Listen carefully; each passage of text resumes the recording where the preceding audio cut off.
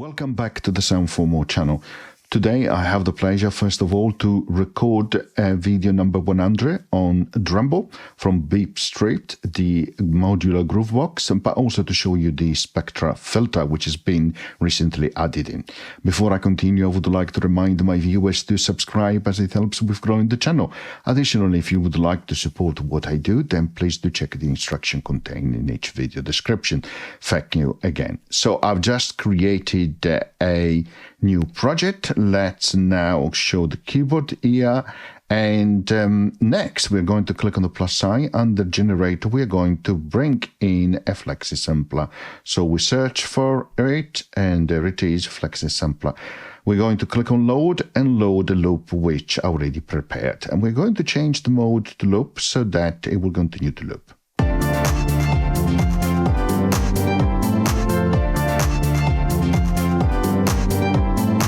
Okay, perfect. Next, we're going to click on the plus sign. We're going under processor, and then under filter, you can see under filter here, the section here, you find the spectral filter. There it is. Now, in terms of controls, you have the normal connection here, a window which allows you to affect or increase the frequency resolution, but the higher you go, of course, the more delay or lag you add, so be careful with that. And then if you click here on the graph, you have horizontally frequency and vertically you have decibel, so which means that you can decrease for a particular range of frequency the decibel, okay, the amplitude. So that helps you to actually remove noise, for example, remove certain frequency, but also to create some very interesting special effects. Now let's click on snap X, let's set it to 8, and let's do the same on Y, so it helps me to snap. Okay, let's click the waveform here, which is this step here, and then let's click here to ensure that we have an initial position like so. Now let's click on the plus sign here, so it will hold the note, and I'm going to show you what happens when I decrease a certain intervals in terms of frequency. I go lower in decibel, okay?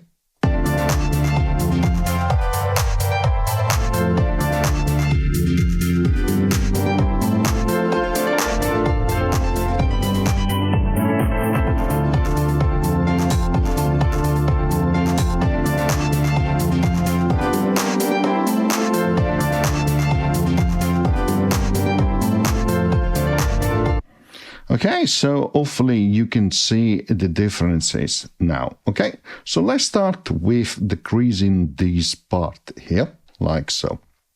Okay, so next what I want to do is to click and hold on the filter, and I'm going to copy it, and then click on the plus sign and select paste, so we have 2 copies of it. Now let's click on the graph again, and now let's bring these, let's click on the step here to ensure that it is a step that I'm changing. Let's bring this down and this one up. The effect of these is that this part will go up and this one will go down. It looks like almost the step is actually moving, right?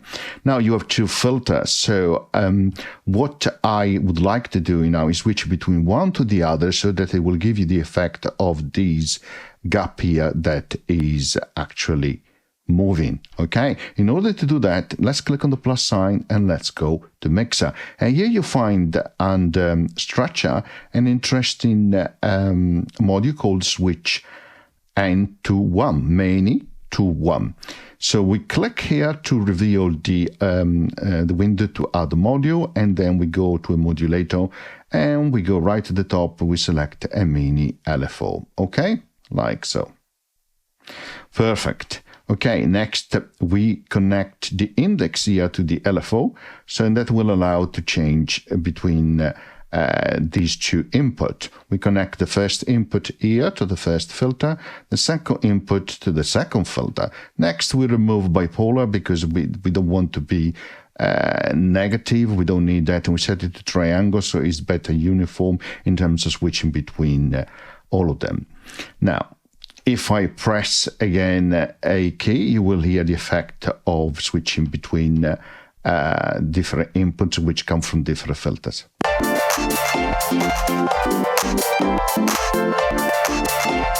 Okay, hopefully that makes sense. Now this is an instant change. We can also click to do a crossfade.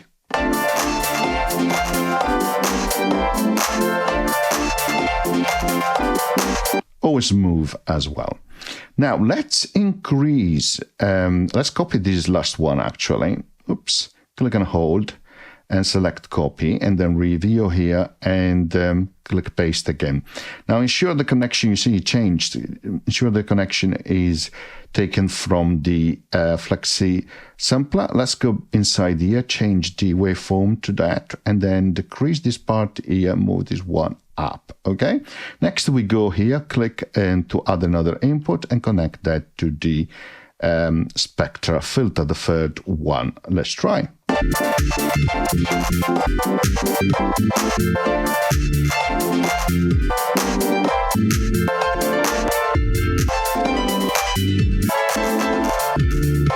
Okay, let's add a little bit more additional filter. So copy this part here, okay, and then paste it here. Ensure the connection, take the output from the flexi sampler and change here the waveform, decrease these, increase this one, like so. Add another input and connect it to the last Spectral filter we added. Let's try again.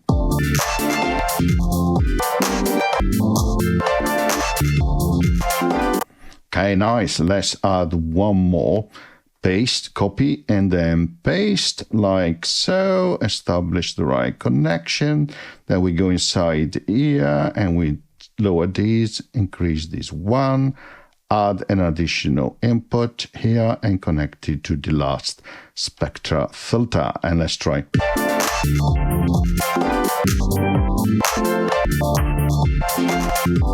Interesting effect, right? And let's listen to what happens when I increase the frequency here.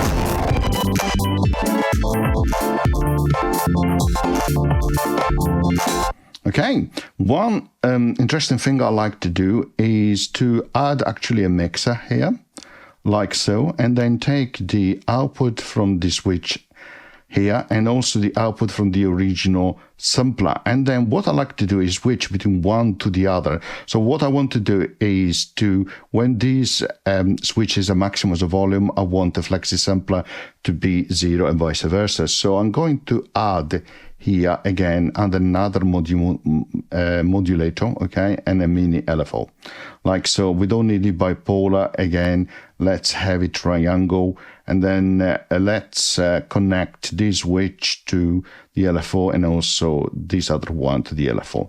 Now, because the starting position of this volume is maximum, I want to decrease it, so I got this way. Because the starting position is already 0, I want to increase it, like so. I decrease the speed. So now we switch between the output of the switch here, where you have that effect using the Spectral filter, and the original output from the flexi sampler, so you can hear the differences.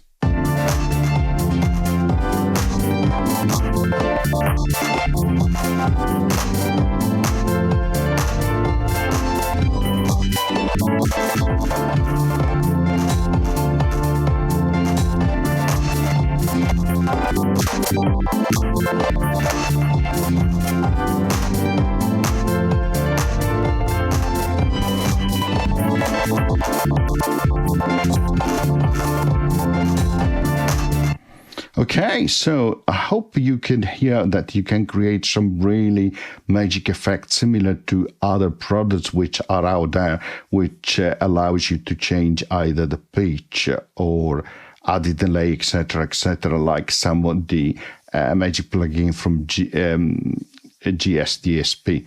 Okay, so this is one way of doing it. So I'm practically morphing between one output filter to the next one to simulate actually that change in frequency, right? I hope you enjoyed the tutorial, and as always, see you next time. Bye.